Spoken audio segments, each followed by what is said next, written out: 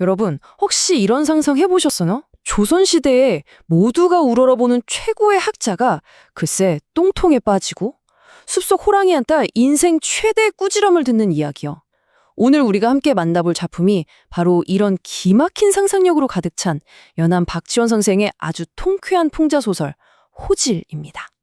제목 그대로 호랑이의 꾸짖음인데 과연 호랑이가 누구를, 왜, 얼마나 속 시원하게 꾸짖는지 그 이야기 속으로 한번 들어가 보시죠.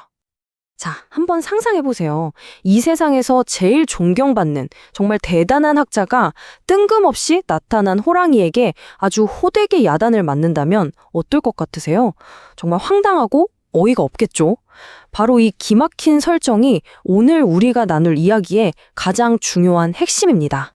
자, 그럼 이 이야기의 중심에 있는 두 인물부터 만나볼까요?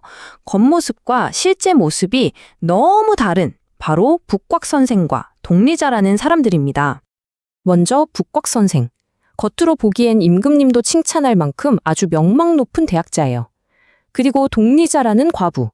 굳은 절개를 지킨다고 온 동네에 칭찬이 자자한 연려죠. 와, 정말 완벽한 사람들처럼 보이죠. 하지만 그들의 진짜 모습, 그 실체는 어떨까요? 밤만 되면 북곽 선생은 동리자의 방을 몰래 드나들고요. 더 놀라운 건 동리자에게는 성이 다 제각각인 아들이 5이나 있다는 겁니다. 겉과 속이 달라도 너무 다르죠? 이렇게 겉과 속이 다른 두 사람의 모습을 보면 딱 떠오르는 사자성어가 하나 있죠. 맞아요. 바로 표리부동입니다. 겉표, 속리, 아니 불, 같을 동. 겉과 속이 같지 않다는 뜻이죠. 겉으로는 세상 점잖은 군자, 절개 굳은 열녀인 척 하지만 속으로는 부두덕한 욕망을 채우고 있는 이 위선적인 모습을 이보다 더 잘 보여주는 말은 없을 거예요. 자, 이렇게 공들여 쌓아 올린 위선의 탑, 과연 언제까지 버틸 수 있을까요? 그 탑이 무너져 내리는 과정은요, 이게 또 아주 우스꽝스러우면서도 처참합니다. 사건은 어느 날 밤 동리자의 아들들이 어머니 방에서 북곽 선생의 목소리를 들으면서 시작돼요. 근데 여기서 진짜 재미있는 건 아들들의 반응이에요. 에이, 설마 그 존경하는 북곽 선생님이 우리 어머니 방에 계실 리가 없어 하면서 현실을 애써 부정하죠. 그럼 뭐라고 결론을 내렸을까요? 저건 사람이 아니라 천년 묵은 요우가 둔갑한 걸 거야 라는 거예요. 존경받는 인물의 위선을 의심하기보다는 차라리 비현실적인 미신을 믿어버리는 거죠. 심지어 그 요우를 잡아서 부자가 되겠다는 탐욕까지. 참 인간의 어리석음을 제대로 보여주는 대목이죠. 결국 정체가 탄로난 북곽 선생, 이제는 도망쳐야 합니다. 그런데 이 와중에도 마지막 남은 체면은 지키고 싶었나 봐요. 사람들이 알아볼까봐 얼굴을 가리고 귀신처럼 이상하고 우스꽝스러운 춤을 추면서 달아나거든요. 평소에 그 근엄하던 모습은 온데간데 없고 그야말로 한 마리의 광대가 되어버린 순간입니다. 하지만 그의 이 비참한 탈출극은 결국 들판에 있는 똥구덩이에 빠지는 걸로 끝이 납니다. 자, 바로 이겁니다. 이게 핵심이에요. 하늘처럼 높고 존경받던 대학자가 세상에서 가장 낮고 더러운 곳에 빠져버린 거죠. 그의 모든 권위와 체면, 위선이 한순간을 다 벗겨져 버린 겁니다. 바로 그 치욕의 절정에서 북곽 선생은 자신의 심판관을 마주하게 됩니다. 바로 길을 막고 서 있는 거대한 호랑이였죠.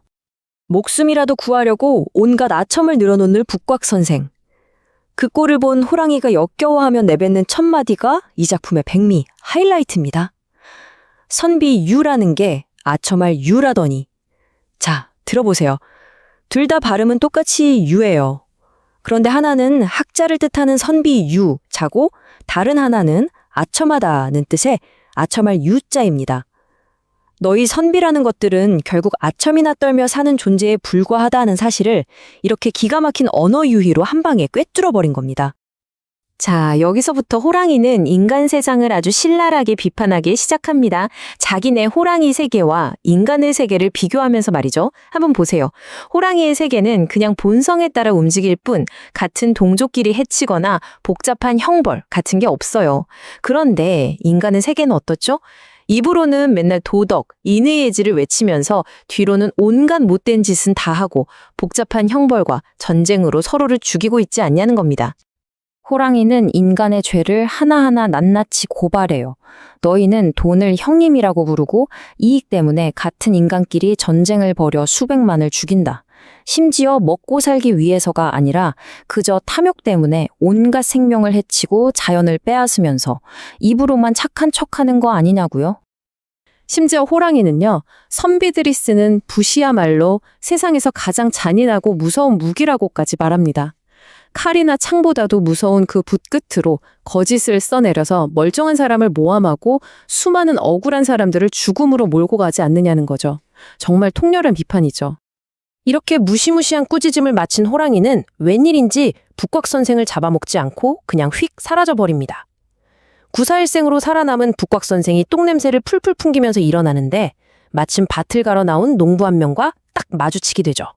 농부가 아니 이 새벽에 들판에서 왜 절을 하고 계십니까? 라고 묻자 북꺽 선생이 어떻게 반응했을까요?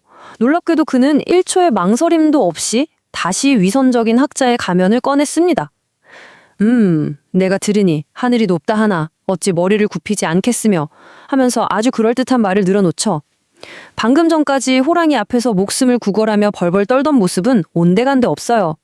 이 장면은 그가 호랑이의 그 무서운 꾸짖음에도 불구하고 전혀 조금도 변하지 않았다는 것, 그의 위선이 정말 뼛속까지 박혀 있다는 걸 명확하게 보여주는 겁니다. 이야기는 이렇게 북곽 선생이 다시 위선자로 돌아가는 모습으로 끝이 납니다. 어찌 보면 좀 씁쓸한 결말이죠. 그렇다면 작가 박지원은 이 이야기를 통해서 우리에게 어떤 질문을 던지고 있는 걸까요? 코질은 수백 년 전 조선의 지배계층, 양반들을 향한 날카로운 비판이었지만 그 메시지는 오늘날 우리에게도 여전히 유효한 것 같습니다. 이 이야기는 우리에게 이렇게 묻고 있어요.